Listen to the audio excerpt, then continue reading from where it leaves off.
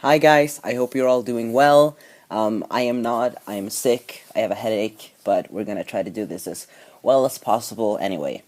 This week's topic is voice dysphoria, and so what is voice dysphoria? Well, voice dysphoria is something that a lot of trans people struggle with, be they binary or non-binary, trans feminine or trans masculine, and basically it is often being uncomfortable with your voice. So for a transmasculine person, that could be because your voice is so high, or because you're using a feminine speaking pattern, because that's, how you grew up learning how to speak. And for a trans feminine person, it might be because your voice is deep and because you're using a male speaking pattern.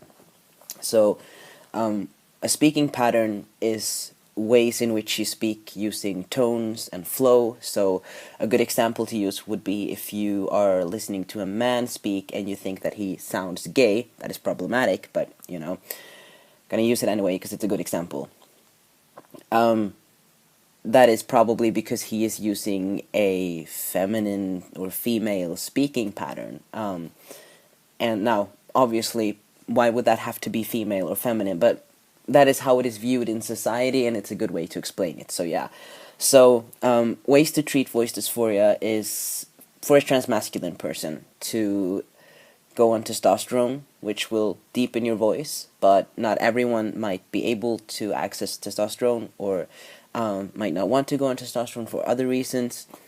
So what you can do as a transmasculine person, if you want to deepen your voice without testosterone, is first of all, you can do voice exercises, and you can do them by yourself, or you can go to a voice therapist. In Sweden, when you've had your diagnosis, they actually offer a speech therapist through the medical system if you want that, which is really nice. Or at least they do that in Stockholm, which is, yeah, it's really good. So basically, a very simple, brief explanation of how to do that would be to start speaking more from your chest than from your throat. Because when you have a high voice, you tend to speak from your throat. Your voice, you can feel it up here, sort of, in your throat. But when you're speaking from your chest, it becomes deeper. It's probably going to sound weird and feel weird in the beginning when you're just starting out, but the key to actually seeing change is consistency and a lot of practice.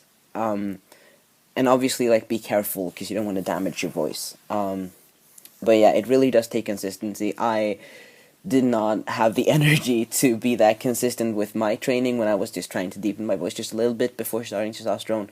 I didn't have a lot of voice dysphoria for most of my time, waiting for testosterone, but towards the fall of 2015, it was really starting to get to me, and I remember sometimes when I would speak, especially when I talked about voice dysphoria, it would just get worse and worse and worse, and it was just horrible. And it's so hard to describe because it's like you're speaking and the words that you're thinking are coming out, but it doesn't sound right. It's so hard to describe what it feels like, but for me, it was horrible. It was just really painful, and it would just make me really, really sad and really, really frustrated and just feel really, really trapped because you're trying to express yourself and communicate, and it just feels wrong, So voice dysphoria can be a really destructive thing for a lot of people because obviously a lot of people use their voice for communication with their friends and for work and sometimes for, hobbies and self-expression. Like if you sing, for example, that can be very hard if you have voice dysphoria. So yeah, and another thing you can do to help with your voice dysphoria without testosterone is to try to change your speaking pattern.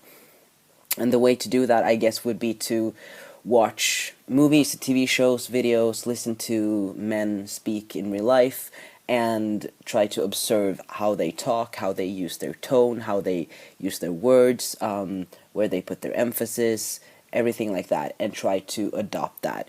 And I think speaking patterns is one of those things that really does more than you think when it comes to being read as the gender you want to be read as.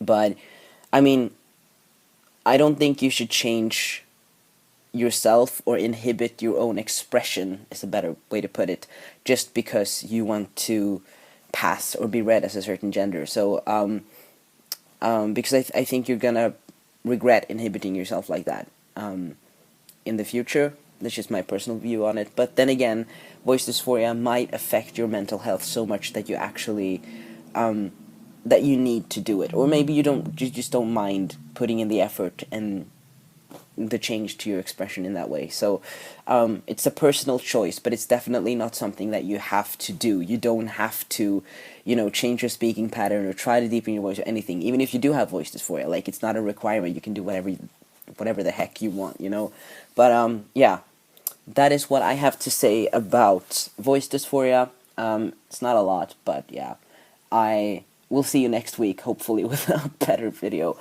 I'm so tired of being like sick all the time. But yeah, I will see you next week, and my day starting next week is going to be Mondays. So I will see you on Monday. Have a nice weekend. Love you. Bye.